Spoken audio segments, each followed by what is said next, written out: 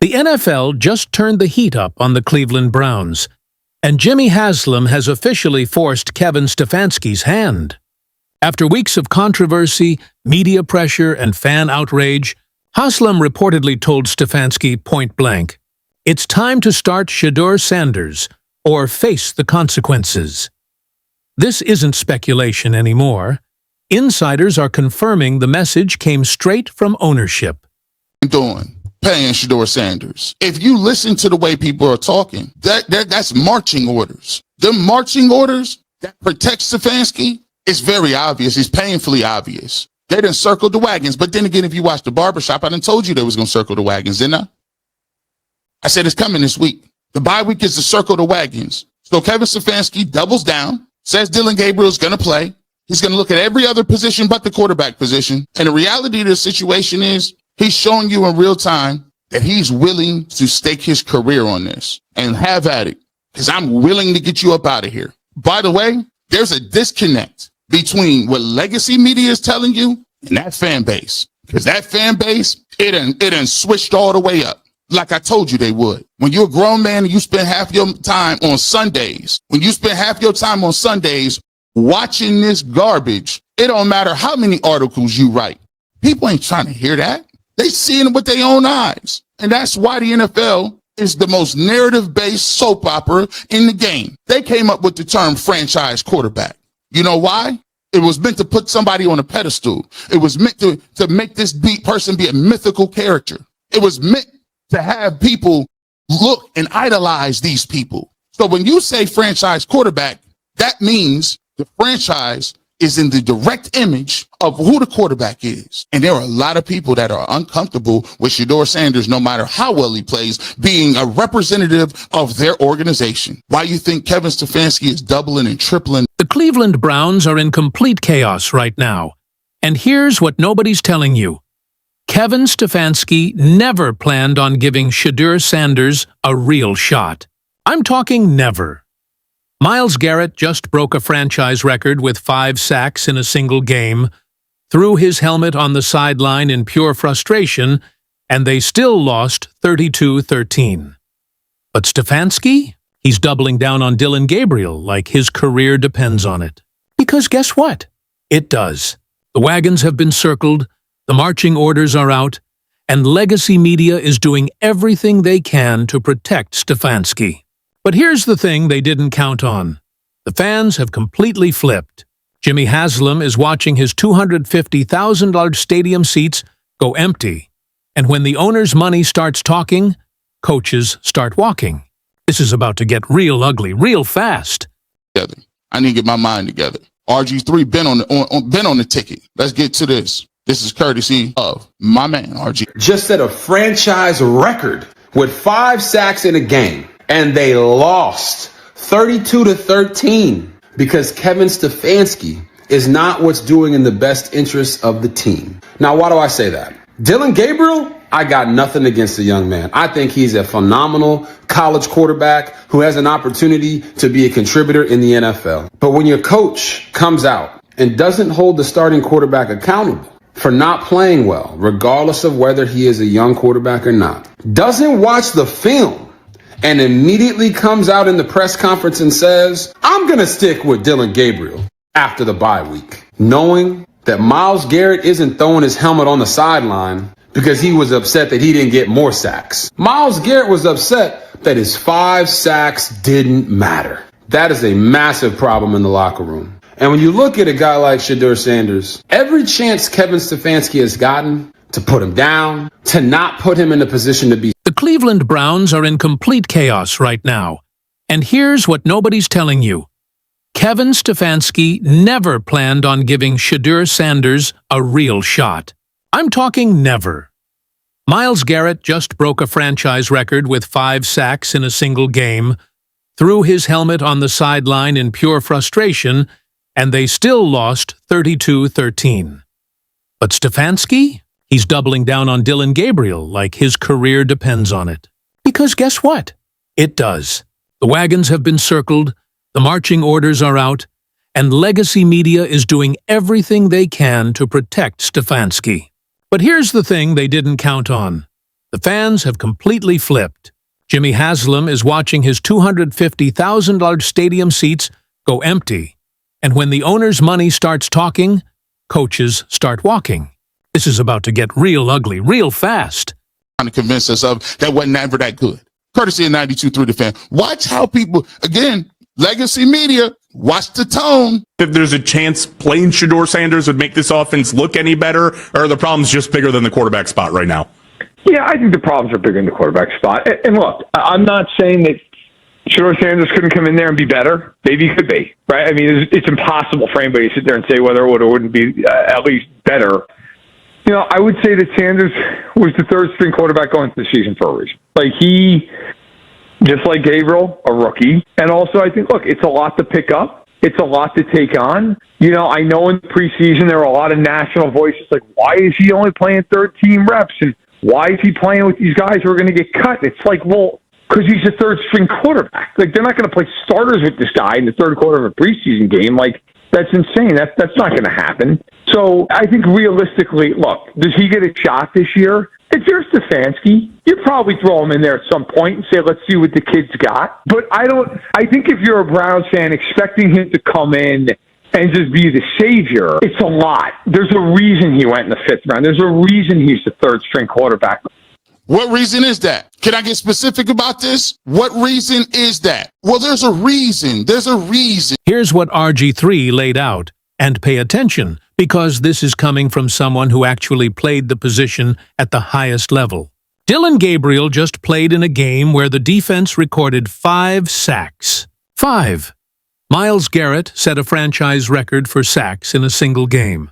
The defense did everything they possibly could to give the offense a chance. And what happened? They lost 32-13, 32-13. That's not a close game. That's not, we almost had it. That's a beatdown, plain and simple. But here's where it gets absolutely insane. Kevin Stefanski came out in his press conference immediately after that disaster and said, I'm sticking with Dylan Gabriel after the bye week. He didn't even watch the film yet, didn't break down the plays, didn't analyze what went wrong, didn't hold anybody accountable. Just straight up said Dylan Gabriel is my guy, and we're riding with him no matter what. Now, if you're Myles Garrett, how does that make you feel? You just had the game of your life. You literally made history for your franchise. 5 sacks, and you look over at the offensive side of the ball and watch them completely waste your performance. That's why Myles threw his helmet on the sideline. It wasn't because he wanted more sacks for his stats. He was frustrated because his 5 sacks didn't matter. The offense couldn't do anything with the opportunities the defense created. RG3 said something that really hit home. He said every chance Kevin Stefanski has gotten to put Shedeur down, to not put him in a position to be successful, he's done it. Think about that for a second. This isn't about giving a rookie quarterback time to develop. This isn't about being patient with the process. This is about a head coach who has made it abundantly clear that Shedeur Sanders will not play under his watch unless he absolutely has no other choice. And RG3 called it out perfectly, Kevinly. Stefanski owes it to the locker room to give Shedeur Sanders an opportunity to compete. Not even start. Just compete. Have a pathway to the field like every other player on the roster. But what Stefanski is telling all of us straight to our faces is that Dylan Gabriel is his guy, and he will never start Shedeur Sanders unless Dylan Gabriel physically cannot play. Here's the wild part, and RG3 went there. Stefanski might even play Bailey Zappe before Shedeur. He might call up the Baltimore Ravens and ask for Snoop Huntley back. He might even trade for Kenny Pickett from the Raiders, or beg the Bengals to send Joe Flacco back. That's how committed Kevin Stefanski is to not playing Shedeur Sanders. It's actually impressive in the worst way possible. But let me tell you what's really happening behind the scenes. And this is where it gets deep. This isn't just about football. This is about power, control, and protecting an image. Kevin Stefanski is fighting for his political life right now. And I'm going to break down exactly why he's about to lose that battle. Think about it like an election, right? stay with me here because this analogy is perfect.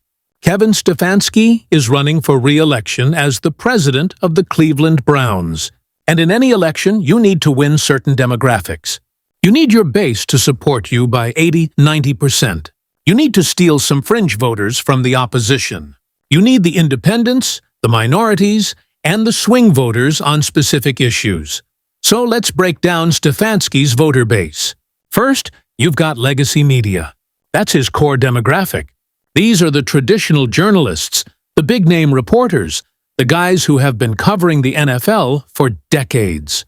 They've got the power of the pen, the power to shape narratives.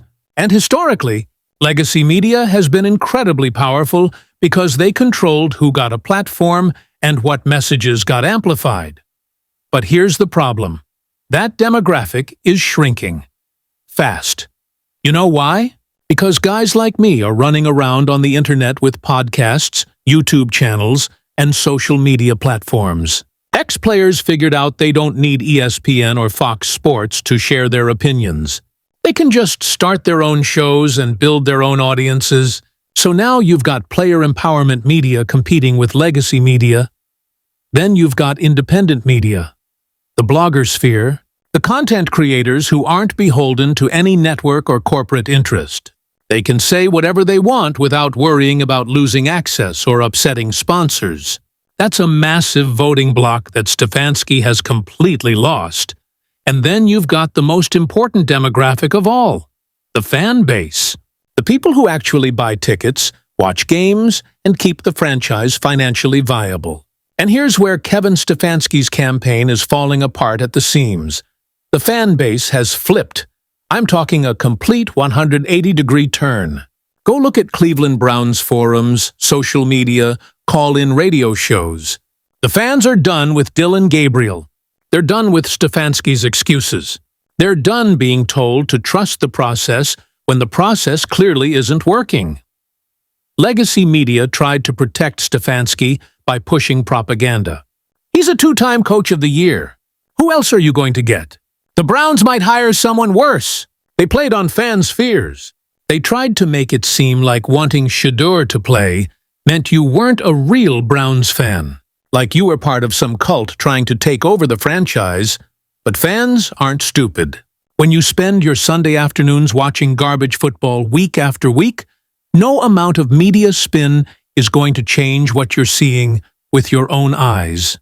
The NFL is the most narrative-based soap opera in sports, and the narrative has shifted completely against Kevin Stefanski. Now let's talk about the term franchise quarterback for a second, because this is important. The NFL created that term specifically to put certain players on a pedestal. It's meant to make someone a mythical character, someone the fans can idolize and rally behind. When you say franchise quarterback, you're saying this person represents the entire organization. The franchise is in the direct image of who that quarterback is. And here's the uncomfortable truth that nobody wants to say out loud. There are a lot of people who are uncomfortable with Shedeur Sanders, no matter how well he plays, being the representative of their organization. That's just facts. That's why Kevin Stefanski is doubling and tripling down on Dylan Gabriel, even though the results on the field tell a completely different story. Completely different story. Let me show you how the media is trying to spin this situation. There was a segment on 92.3 The Fan where they asked if playing Shedeur Sanders would make the offense look any better, or if the problems are bigger than the quarterback position. And listen to how carefully this response was crafted. The analyst said, the problems are bigger than the quarterback spot, but then immediately hedged by saying maybe Shedeur could be better. Maybe he couldn't be. It's impossible to say for sure. Then came the real talking point. Shedeur Sanders was the third-string quarterback going into the season for a reason. For a reason. What reason? They never specify. It's just for a reason, like that explains everything. Then they bring up that Shedeur only played 13 reps in the preseason with guys who got cut. Well, yeah, that's because Stefanski made him the third-string quarterback. That's not proof that Shedeur isn't ready. That's proof that Stefanski never intended to give him a fair shot. Then comes the real agenda. If his name wasn't Shedeur Sanders and it was Johnny Smith, would you still have this clamoring to play him? There it is. The narrative that fans only want Shedeur because of his name, because of his father, because of the hype. Not because he threw for 4,000 yards in college. Not because he played in a pro-style offense. Not because he won multiple championships. Not because scouts had him projected as a potential top pick in the draft. No, it's just because his last name is Sanders. You know what that reminds me of? When they said the same thing about Arch Manning before everyone realized he wasn't that good. When they said Lamar Jackson should switch to wide receiver. When they said Jalen Hurts should be a tight end. It's the same playbook over and over again. And the media keeps pushing this line that there's a reason Shedeur went in the 5th round. There's a reason he's 3rd string. But they never tell you what that reason is. Because if they said it out loud, everyone would see how ridiculous it sounds. Let me tell you what the real reason is. Kevin Stefanski wasted a 3rd-round pick on Dylan Gabriel. And instead of admitting that mistake and moving on, he's doubled down. He's tied his entire coaching career to Dylan Gabriel succeeding, and now he's going down with the ship. Every single week, the Browns come out and play the same terrible football. Dylan Gabriel struggles. The offense sputters. The defense does everything they can to keep them in games. And the fans get more and more frustrated. And with each passing week, Kevin Stefanski loses more support from the fan base. You know what happens in an election when your polling numbers are at 14%? The party committee tells you to concede. They don't care how much money you raised or how many endorsements you got. When you can't win, you can't win. And right now, Kevin Stefanski is polling at about 14% with Browns fans. He's lost the player empowerment media. Guys like RG3 are publicly calling him out. He's lost the independent media. We're all over him every single day. And most importantly, he's losing the fan base. The only demographic he still has is legacy media, and their power is diminishing by the week. So what happens next? Eventually, the person with the purse strings steps in. The donor class. The owner, Jimmy Haslam. And this is where everything comes to a head. Jimmy Haslam didn't become a billionaire by ignoring bad investments. He didn't build his empire by letting people fail upward without accountability. And right now, he's watching Kevin Stefanski destroy the Cleveland Browns brand in real time. Here's something that just leaked. Haslam wants people to pay $250,000 for regular seats in a new stadium. $250,000. You know how hard it is to sell premium seats when your team is a laughingstock. When fans are actively calling for your head coach to be fired? When the most exciting player on your roster is sitting on the bench because of one man's ego? Rich donors aren't showing up to games anymore. Season ticket holders are questioning whether it's worth the investment. And Jimmy Haslam is looking at his balance sheet thinking, I can't keep rolling Stefanski out there week after week while the franchise burns to the ground. The people have spoken. The fan base has turned. The media pressure is building from multiple angles. And eventually, Jimmy Haslam is going to have to make a decision. Keep Kevin Stefanski and watch the franchise value decline. Or cut bait and give the fans what they want. Because let's be real about something. The only way the Cleveland Browns get better this season or into next year is if Kevin Stefanski is gone. The only way Shedeur Sanders gets an opportunity to show what he can do is if Stefanski gets fired. That's just the reality of the situation. Now, I know some of you are thinking, but what if Shedeur isn't actually that good? What if Dylan Gabriel really is better? Let me address that head-on because it's a fair question. Nobody is saying Shedeur Sanders is going to walk onto the field and immediately become Patrick Mahomes. Nobody is claiming he's a guaranteed Hall of Famer. What we're saying is that he deserves a chance, an opportunity to compete, a pathway to playing time based on merit and performance. You know what the crazy part is? Every other position on the Browns roster is subject to competition. If a defensive end isn't playing well, they rotate in someone else. If a receiver isn't getting separation, they give another guy opportunities. But at quarterback? Nope. Dylan Gabriel could throw 5 interceptions in a game, and Stefanski would still trot him out there the next week saying, "He's our guy." That's not coaching. That's stubborn pride. That's a man who knows he made a mistake, but refuses to admit it, because admitting it would mean the end of his career in Cleveland. Let me bring up something that really exposes the hypocrisy of all this. They keep saying Shedeur can't read defenses, can't lead men, can't handle the complexity of an NFL offense. These are the same talking points that have been used for decades to keep certain quarterbacks from getting opportunities. Warren Moon, one of the greatest quarterbacks to ever play the game, a Hall of Famer, was told he couldn't play quarterback in the NFL. They wanted him to switch to wide receiver. He had to go to Canada and dominate the CFL before the NFL would even give him a shot. And when he finally got to Houston, he proved everyone wrong. Multiple Pro Bowls, Hall of Fame career, changed the game, but at the time, experts said he wasn't ready, said he couldn't lead, said he couldn't read defenses from the pocket. It's the same exact narrative being pushed about Shedeur Sanders right now. The same coded language about cognitive ability, processing speed, leadership qualities. You know what's funny? They never use these terms about other quarterbacks. You never hear analysts talking about whether certain guys are supercomputers who can process information quickly. Those buzz phrases seem to only come up for specific players. Weird how that works, right? When Shedeur was at Colorado, he threw for over 4,000 yards. He played in a pro-style offense against top competition. He demonstrated decision-making, accuracy, and leadership. Scouts had him projected as a potential first- or second-round pick before the draft narrative shifted. But now that he's in Cleveland, suddenly he can't get in and out of the huddle. He doesn't know the playbook? It's too much for him to handle. Come on, man. Stop insulting our intelligence. The truth is simple. Kevin Stefanski made a bad evaluation. He spent draft capital on Dylan Gabriel when he should have either gone with Shedeur or addressed other positions. And now he's trying to justify that decision by running Gabriel out there every week, regardless of results.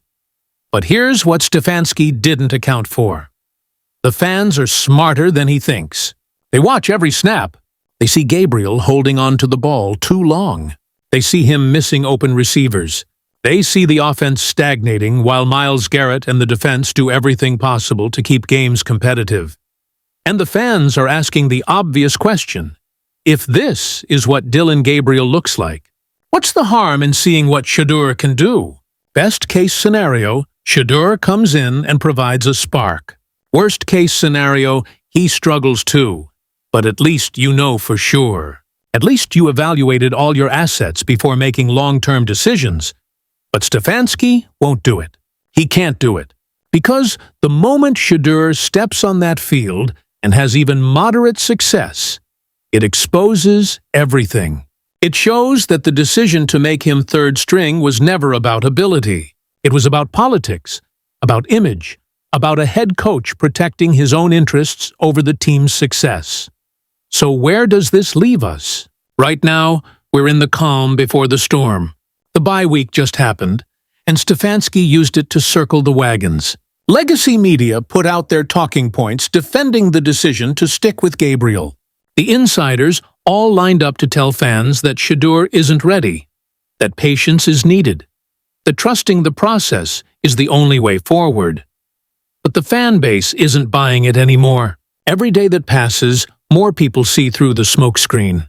Social media is absolutely roasting Stefanski. Former players are calling him out by name. The Browns subreddit is in open revolt. This isn't a small vocal minority. This is the majority of the fan base demanding change. And when the fans turn like this, owners pay attention.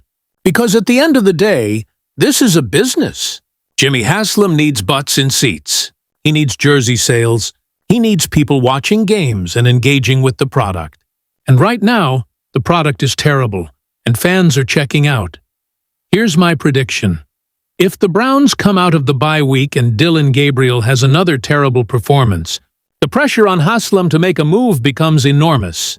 Maybe they don't fire Stefanski mid-season, but they'll absolutely make a change at quarterback. They have to. The alternative is watching the season completely fall apart, while the most intriguing storyline on the roster sits on the bench.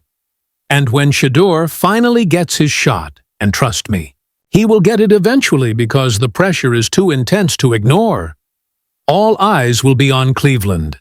The national media will tune in. Fans across the country will watch to see if the hype is real. It'll be the biggest storyline in the NFL for that week. So let me ask you this, and I really want you to think about it. Why is Kevin Stefanski so committed to not playing Shedeur Sanders? If he truly believed Dylan Gabriel was better, he wouldn't need to constantly defend the decision. He wouldn't need legacy media running interference. He wouldn't need to preemptively shut down questions before anyone even asks them. The fact that Stefanski is this defensive tells you everything you need to know. He's scared. Scared that if Shedeur plays well, it proves he was wrong from the beginning. Scared that his evaluation was flawed. Scared that his entire coaching philosophy will be questioned. But at some point, you have to put the team first. You have to put winning above your own ego. And right now, Kevin Stefanski is failing that test spectacularly. What do you think happens next? Does Stefanski survive the season? Does Shedeur finally get his shot? Will Jimmy Haslam step in and force a change? Drop your predictions in the comments, because this situation is about to explode one way or another. And if you want to stay updated on every twist and turn of this saga, make sure you hit that subscribe button and turn on notifications. This story is far from over, and when Shedeur finally takes that field in a Browns uniform, you're going to want to be here for the breakdown. Let's see if Cleveland finally lets the young man play.